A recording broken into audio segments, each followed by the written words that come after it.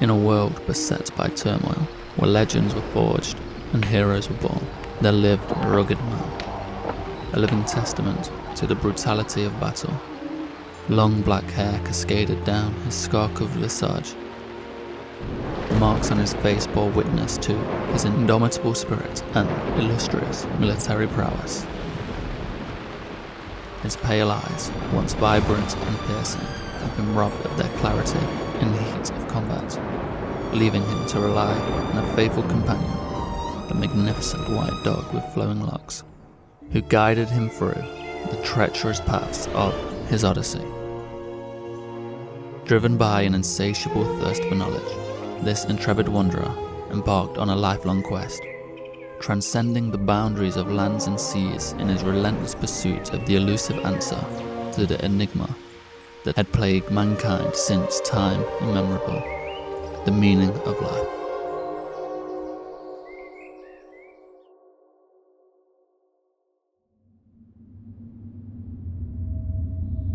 Throughout his perilous journey, he ventured into the heart of ancient temples, their hollowed chambers reverberating the whispers of long-forgotten wisdom. He dared to tread dark recesses of mysterious caves, where shadows danced to the symphony of his torch's flickering lights. He sought audiences with mighty kings, revered sages, and resplendent empresses, this sagacity woven into every word they uttered. Yet, though their insights were profound and the council revered, they all spoke of a bear concealed within the depths of an enigmatic woodland. Undeterred by the enigmatic nature of this cryptic reference, the man pressed on, his spirit unyielding. From the sun-kissed shores of the east to the distant frontiers of the west, he sought the company of the wisest philosophers, yearning for an answer that remained elusive. Their philosophies bestowed upon him great wisdom, but the true essence of life's purpose eluded their grasp as well, their words weaving a tapestry that pointed, time and again, to the enigmatic bear dwelling in the heart of the woods. As the years passed and the weight of time settled upon his weathered frame, the man found himself teetering on the precipice of surrender. The spark of hope that once burned within him began to wane. Weary and disheartened, he sought solace beneath the sheltering embrace of a towering oak tree. It was in this moment of profound resignation that an ethereal voice resonated through the air, shattering the silence that enveloped him. "What a great day to be sat under a tree," the voice proclaimed, its tone filled with the otherworldly warmth. Bewildered, the man responded, "There is nothing special about today." "Well, today is Thursday, and I think that's pretty special." A wry smile crept across the man's face, his curiosity piqued, extending his hand in a gesture of acceptance. He soon discovered that he clasped not a human palm, but the velvety touch of a bear's paw. Whispering in a voice that resonated with ancient wisdom, the bear introduced himself as Pooh, a name echoed through the ages. At last, the man had found the elusive bear, a creature of riddles and secrets. "Can you help me? For I am a lost soul in search of sacred knowledge that eludes me still." The man beseeched the bear, his voice trembling with a mix of longing and desperation.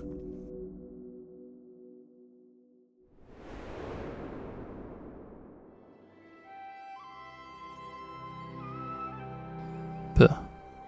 Uncarved block. It is the wood before it has been shaped into a tool. It is the natural state. It is the mind before it conforms. Tao. The way. Tao is the natural state of the universe. Tao is the way of the universe. Tao is always the way for us. Wu Wei. Non-action or doing nothing. Wu Wei is being.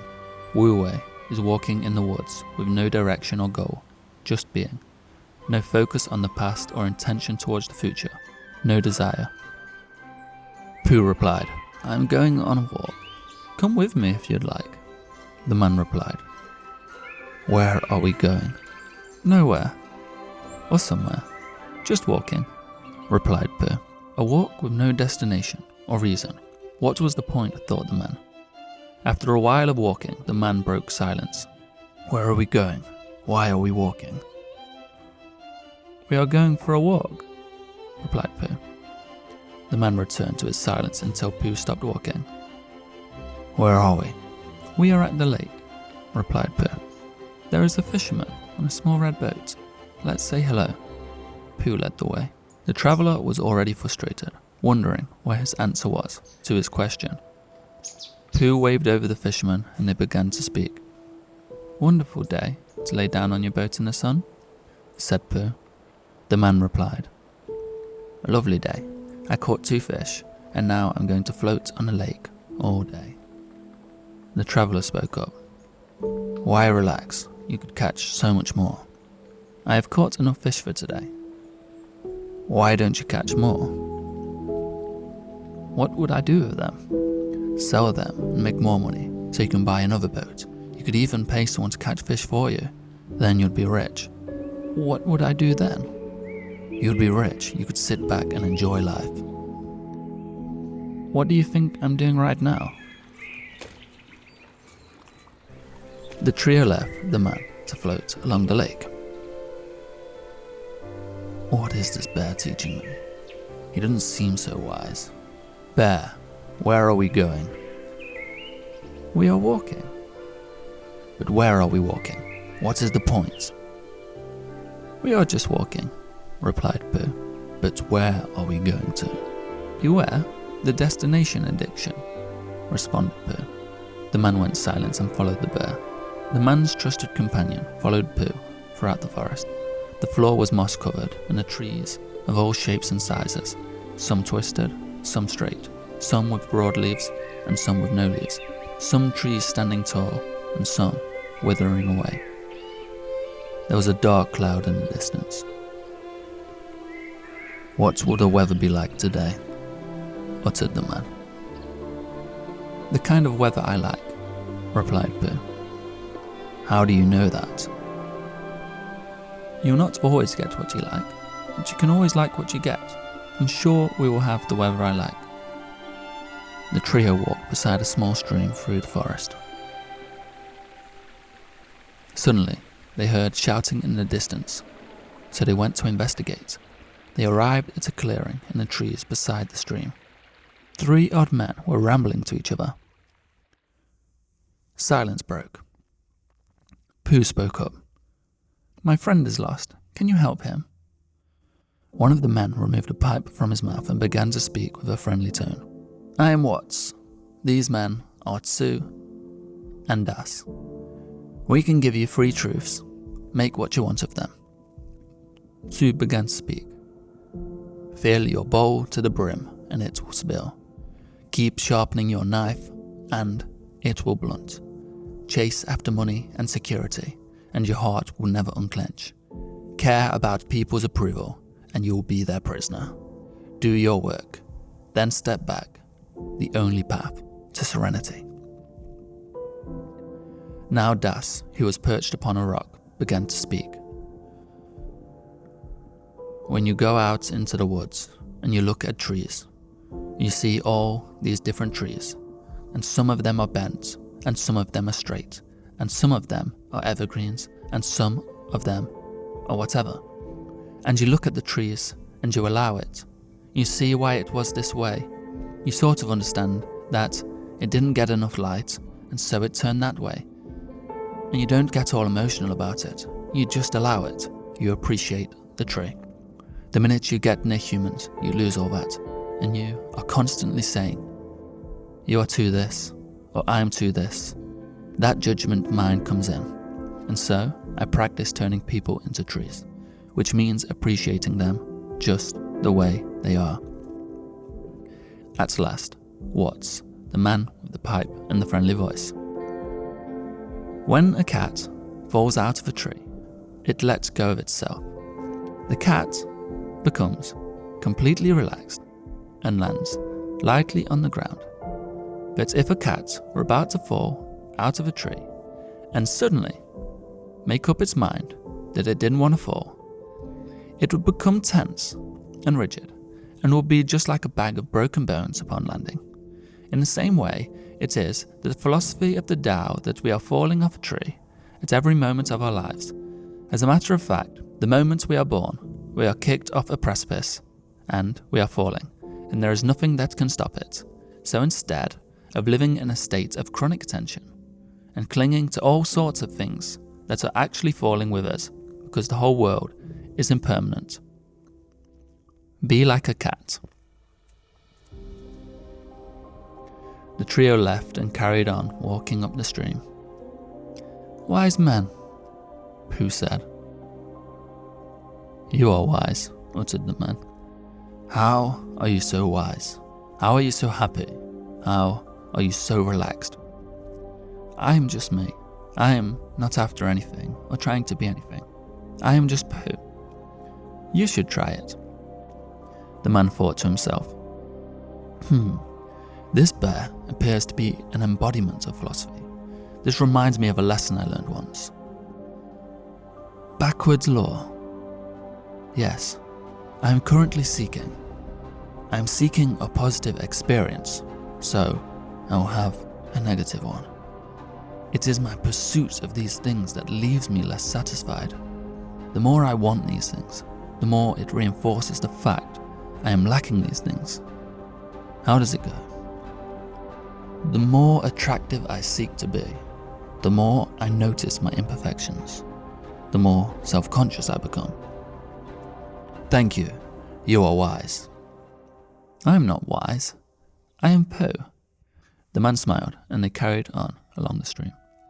By the time they came to the edge of the forest, the stream had grown up, so that it was almost a river, and, being grown up, it did not run and jump and sparkle along as it used to when it was younger, but moved more slowly, for it knew now where it was going, and said to itself, "There is no hurry, we shall get there someday."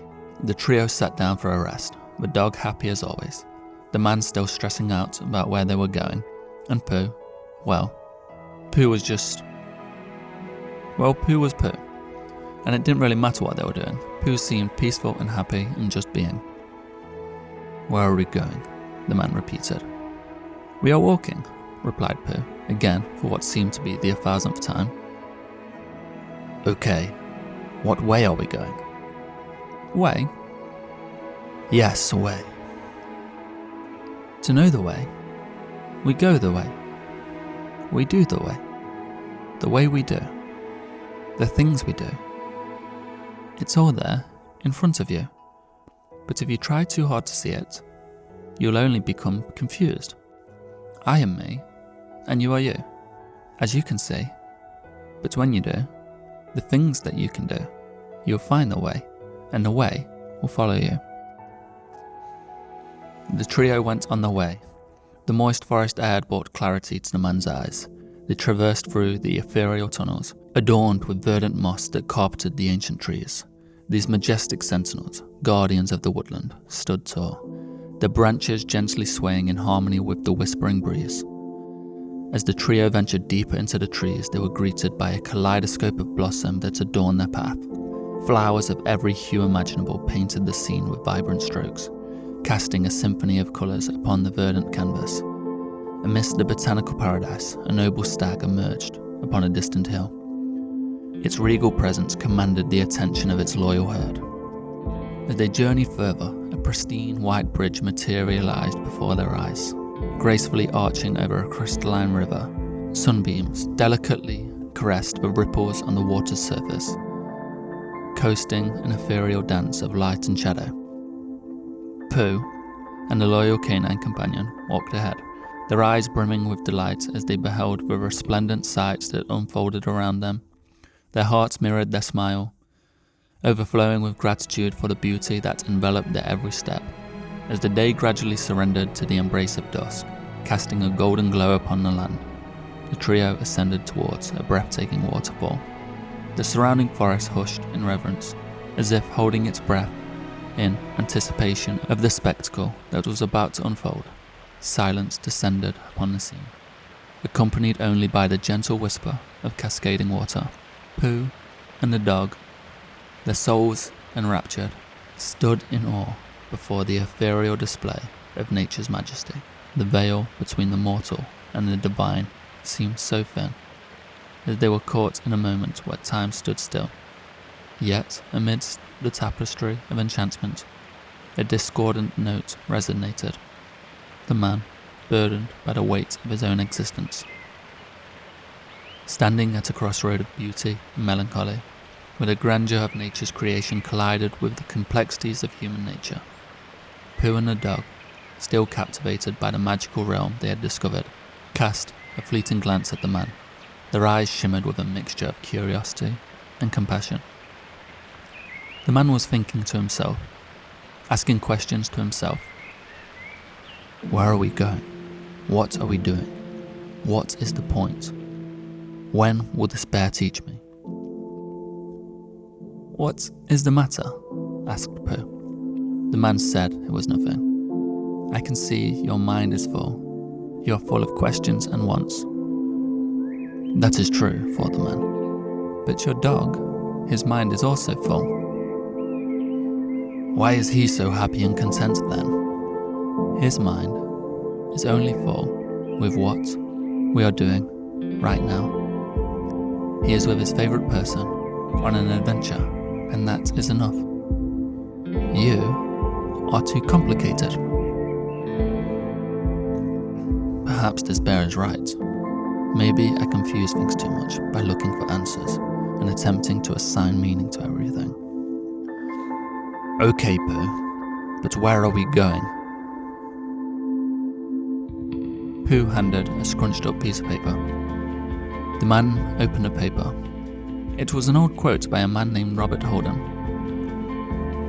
Beware of destination addiction, a preoccupation with the idea that happiness is in its next place, the next job, and with the next partner. Until you give up the idea that happiness is somewhere else, it will never be where you are.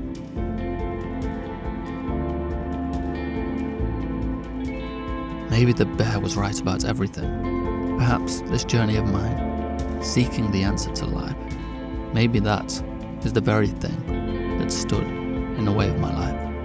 I mean, my dog has been happy and content on all these adventures with me, while my soul was in turmoil and my mind ablaze with conflict. My dog was just living life. Maybe it's not so complicated. Perhaps this bear is the answer I have been looking for. He just is. He is content with just being. He is not wanting things, and he takes it all as it comes. Maybe the bear is the uncarved block. I mean, his name is Pooh. After all, that is very similar to Pooh. He hasn't let life tell him how he should be or what he should do. He just does and is. Maybe he is the master of wu-wei. We've all been walking in the woods with no direction or goal, just being, with no focus on the past or intention towards the future, no desires. So the answer I've been seeking is nothing. There is no answer. As there should be no question. I've been so afraid of emptiness, as I thought it was loneliness, and when it began to creep in, I would make it go away by doing things. I've been so busy chasing things. I guess now, I've discarded the emptiness of this big congested mess. I've discovered the fullness of nothing. This present moment right here, this is all I have, and this is enough. The bear is a genie. No, the bear just is. Come here. The man walked beyond the forest walls ahead of him.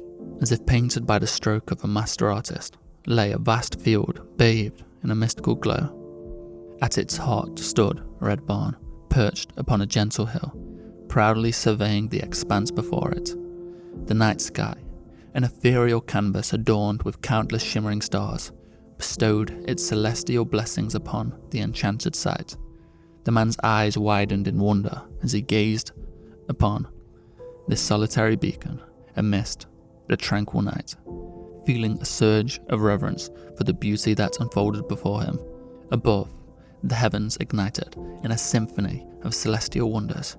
a grand comet ablaze with an orchestra of colour streaked across the obsidian expanse, leaving a shimmering trail in its wake.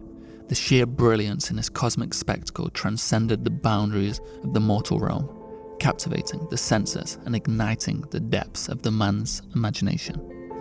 "Look, Pooh, how incredible." "Yes," replied Pooh. "A red barn upon a hill." The man laughed and thought to himself, Pooh is right. On a cosmic scale, the barn is far more rare. It is indeed a precious thing.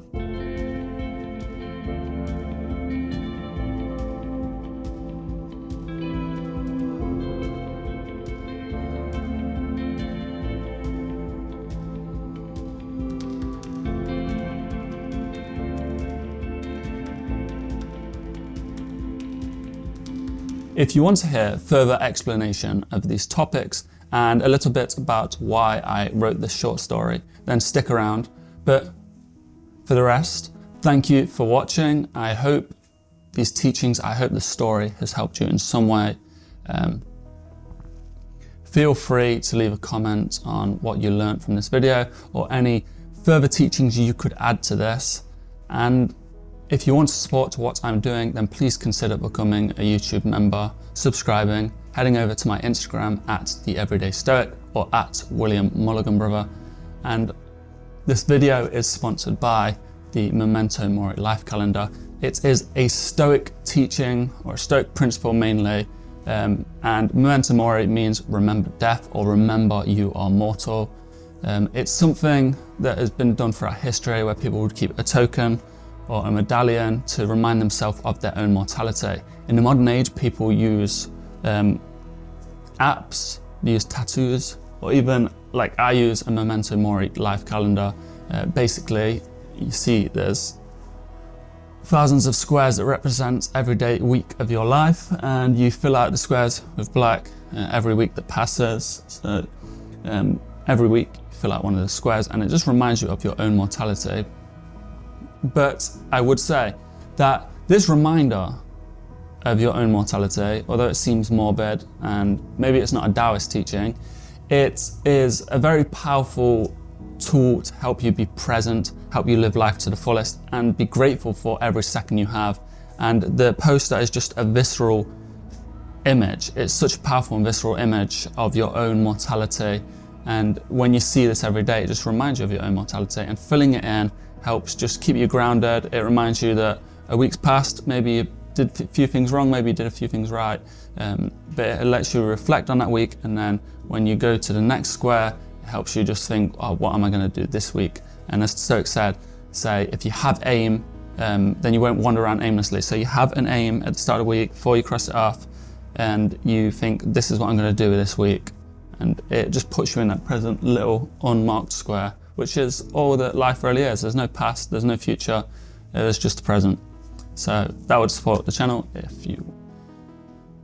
So I appreciate all the people that are buying the posters and all the great feedback I'm getting on the posters, so thank you. So a little explanation about this story. The inspiration came from a book I was reading called The Tao of Pooh by Benjamin Hoff. It's a great read. I really recommend it. It's a good entry into Taoism, and it is pushed forward and portrayed by the teachings of Pooh. It's not really teachings, it's more an example of the life he lives. And it's quite interesting, it's quite fun, quite easy read, quite a fast read, and you can learn about the basics of Taoism, which is very fundamental in living a calm and peaceful life. So a few things I want to point out on is Pooh talks about it being Thursday. He says, what a great day. Well, today's Thursday. In the book, the explanation is that people will look for a celebration, look for an event to be able to go around their friends and say hi. You know, they wait for a birthday, wait for Christmas, wait for Thanksgiving. And the author of the book is saying, like, what's the reason? Why are we going to go see a rabbit? And Pooh says, because it's Thursday. And that's pretty special, because it is pretty special, and all we have is today, the present moment. So don't stop yourself from doing these things just because, oh, it's not the start of a new week, it's not the start of a new year. It's a special day right now, whatever day it is today. For me, it is Thursday. Funny enough, it is Thursday. Bin day. For further understanding or for further videos, if you want to learn a bit more about some of the teachings, you might have noticed the three wise men that were in the woods talking. Their names Watts, Das and Tzu. This is Alan Watts, Ram Dass and Lao Tzu. And I took a quote from them, incorporated it into the story because all three of their quotes have had a huge impact on me. More specifically, Alan Watts. You can listen to a lot of his lectures on YouTube. I used to listen to him every night and just soak in that wisdom. And he's got a very calming and enjoyable voice, and sometimes there's bits of humour thrown in there. So if you want to learn more about that, you can listen to Alan Watts. You can learn about Ram Dass or Lao Tzu. There's so many teachings out there. That was just 3 little teachings that I wanted to incorporate into the story. What else is there to explain about the video?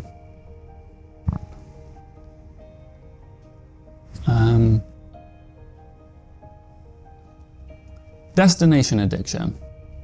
This is the last thing I'll explain because I think right now people are suffering and struggling with destination addiction. It doesn't just come in the form of a place, getting somewhere. I simplified it in a story of the traveller kept asking, where are we going, what are we doing? Like the need to be somewhere. It's moments and accolades and achievements. People put their happiness on hold for hopes of getting it in the future. You know, when I get this new job, when I get married, when I graduate, when I get a new house, when I go on holiday, they put their happiness on pause in hopes to get it in the future.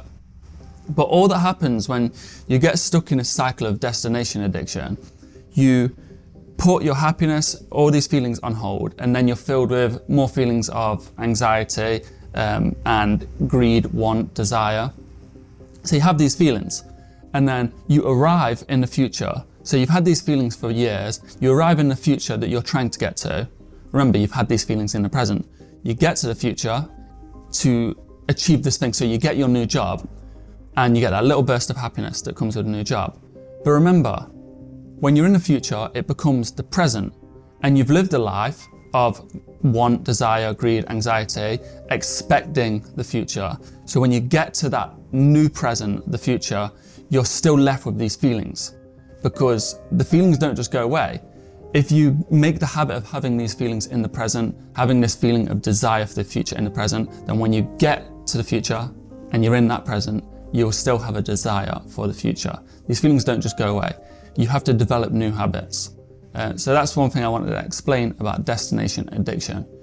The present moment is okay. And if you can just accept that the present moment is okay, then eventually these feelings start to dissipate and you start to see the beauty of the world around you. And that's all I'd like to explain. Originally, this was going to be a book review of The Tao of Pooh. And I started writing a little story, and then I presented it to the editor, Yusuf, and he thought it was a good idea to turn it into a little animated story. So he did his magic animating it, and he made it into this beautiful story. And I think it's a nice way to deliver these messages. It's an enjoyable way to deliver it, rather than just me speaking about my interpretation of a book. We've turned it into a nice story for you to enjoy. And you can watch it over and over again. Enjoy the story, and I hope you have a wonderful day. At the end of each video, I like to do a little game with you all that make it this far, and I just like to do a little test to see who makes it this far. It's a bit of fun. I get to see the comments, increases engagement, increases a little bit of fun. I can reply to you, and it just lets me know that people are watching it. And it's quite amazing. I love to see these comments, because I always wonder the type of people that manage to stay focused throughout like a 30-minute video. They watch the whole thing. So if you made it this far, comment what your favourite book is. Let me know what your favourite book is, or a book you recommend, because I'm on a bit of a reading spree at the moment. So it'll be good to read the books you recommend, and it helps people. People can go into the comments and say, oh, that's a good book. So that would be awesome if you recommend the book you're reading, or a book you think's incredible and everyone has to read, just comment that book that you recommend to someone. And thank you for watching.